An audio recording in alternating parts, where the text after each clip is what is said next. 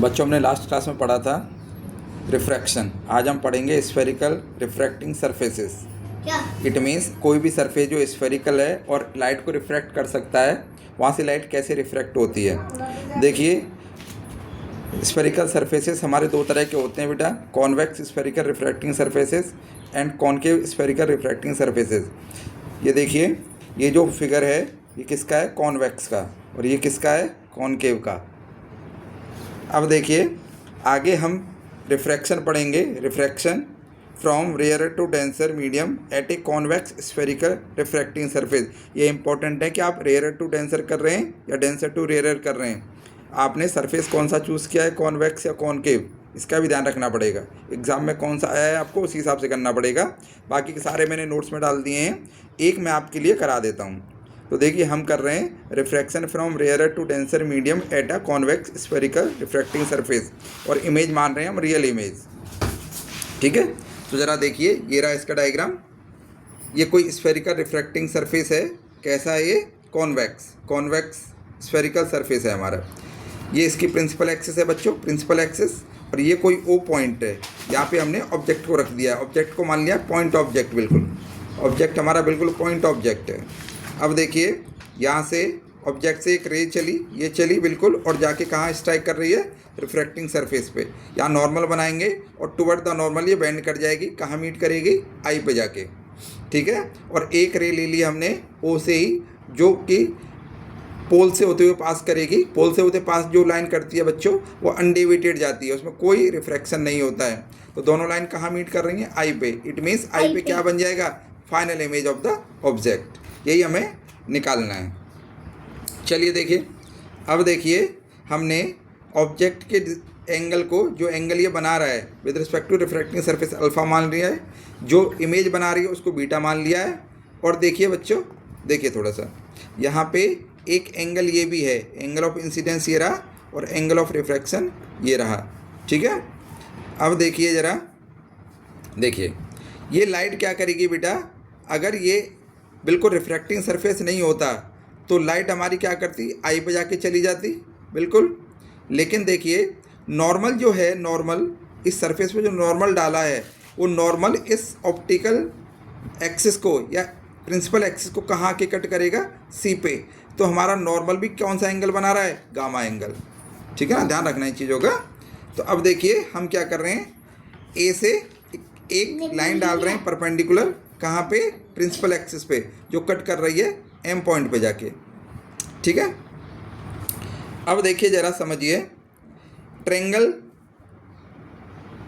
हमारा जो A M perpendicular ओ आई हमने डाला है, ए एम परपेंडिकुलर ओ आई, ये एंगल ए ओ एम कितना है? Angle A O M alpha, angle A I B, angle A I B कितना है बेटा? Angle beta. और एंगल ए सी एम कितना है? गामा। यहाँ से दिख रहे हैं आप। एक्सटर्नल एंगल किसी भी ट्रेंगल का इंटरनल एंगल के सम के बराबर होता है।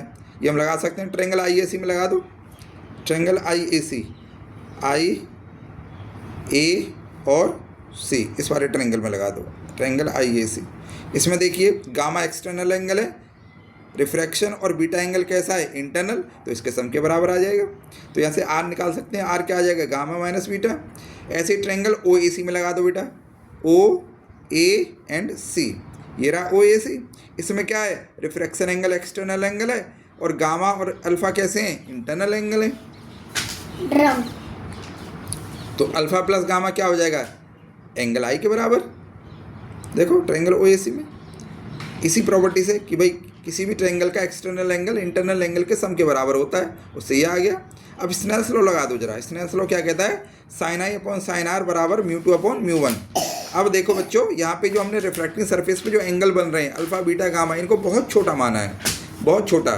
तो साइन छोटा होता है, साइन छोटा होता है।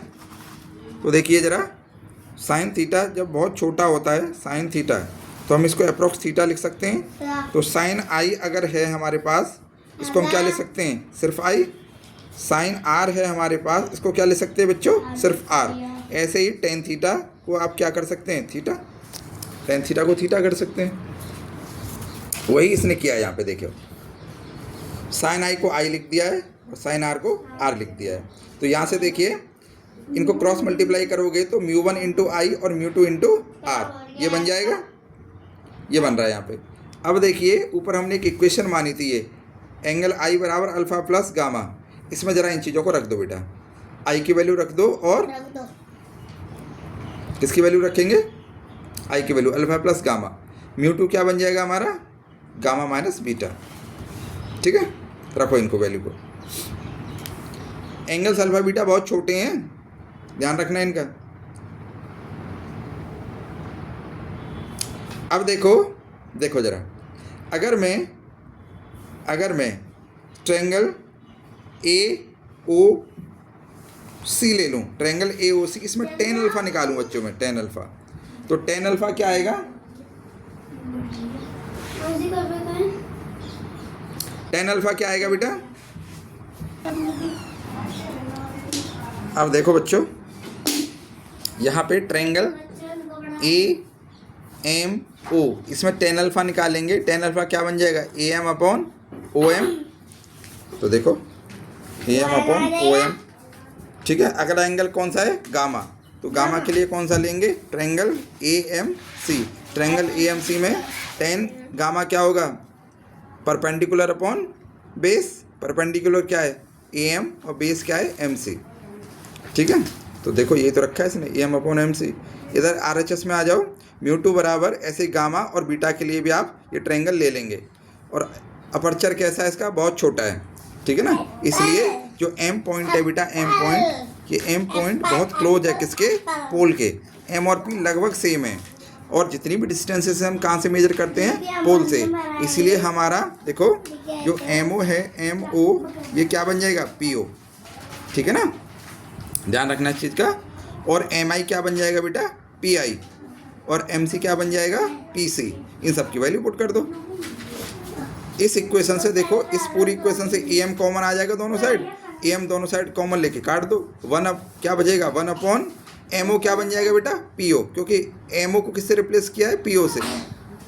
ठीक है ना, ऐसे ही P C, one by P C और वन बाई पी आई, तो क्या बन जाएगा देखो, mu 1 upon P O plus mu 2 upon P I बराबर mu 2 minus mu 1 upon P C. ठीक है ना, और देखिए इनकी जब आप वैल्यू पुट कर देंगे, पी ओ क्या है हमारा, ऑब्जेक्ट डिस्टेंस नेगेटिव है, पी आई क्या है, image distance positive, P C क्या है, रेडियस ऑफ कर्वेचर। इन सब की वैल्यू पुट कर दो, यही हमारा होता है रिफ्रैक्शन। कहाँ से, rarer to denser medium in convex spherical surface. Okay.